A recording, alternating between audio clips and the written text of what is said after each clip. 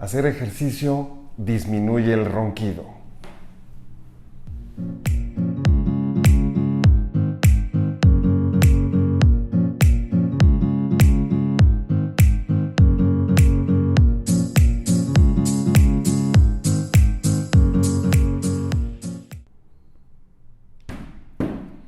¿Qué tal? ¿Cómo estás? Bienvenido a Saber Dormir. Soy Juan Carlos Guerrero Santos, mejor conocido como el profesor Magnemorphius.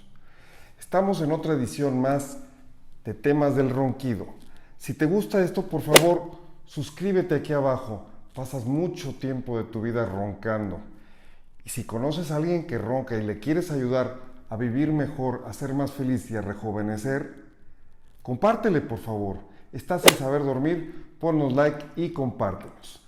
Vamos a hablar hoy de un tema muy interesante, acerca del ronquido.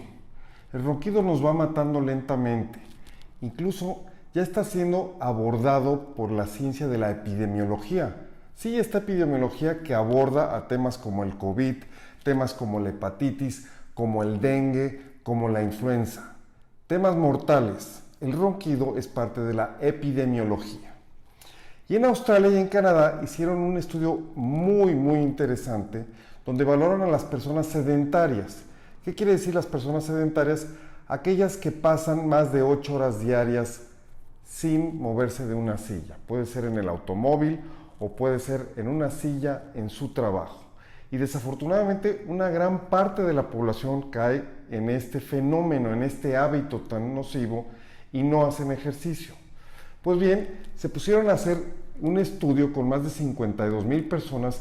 Lo hicieron en Australia, lo hicieron en Canadá y también en Phoenix, Arizona, este estudio, para que fuera multicentro y tuviera variables culturales, distintas alimentaciones, distintos tipos de personas, y lograron, investigación sorprendente, que las personas que hacen ejercicio de alto rendimiento o de mediano rendimiento, es decir, caminar 30 minutos diarios a un buen paso, disminuye el ronquido.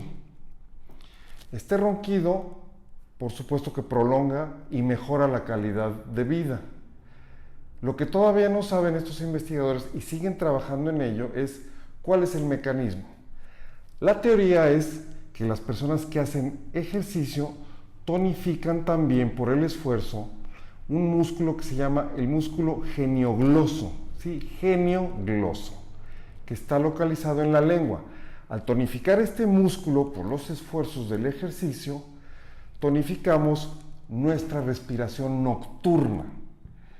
Al estar más tonificada nuestra lengua, vibra, ronca menos y obstruye menos lo que llamamos la apnea obstructiva de sueño, es decir, que se tapa nuestras vías respiratorias altas con nuestra propia lengua. Esa es la teoría más válida y acercada que tiene que ver con el ejercicio. Ten actividad física, tu calidad de vida va a incrementar, tu felicidad va a mejorar y todos a tu alrededor serán más felices. Suscríbete, por favor, estamos en Saber Dormir, y si gustas adquirir el libro de Saber Dormir, Volver a Vivir, lo puedes hacer en www.saberdormir.net. Te espero en el próximo capítulo y hagamos algo de ejercicio para que nuestra pareja sea más feliz hoy en la noche. Buenas noches, a saber dormir.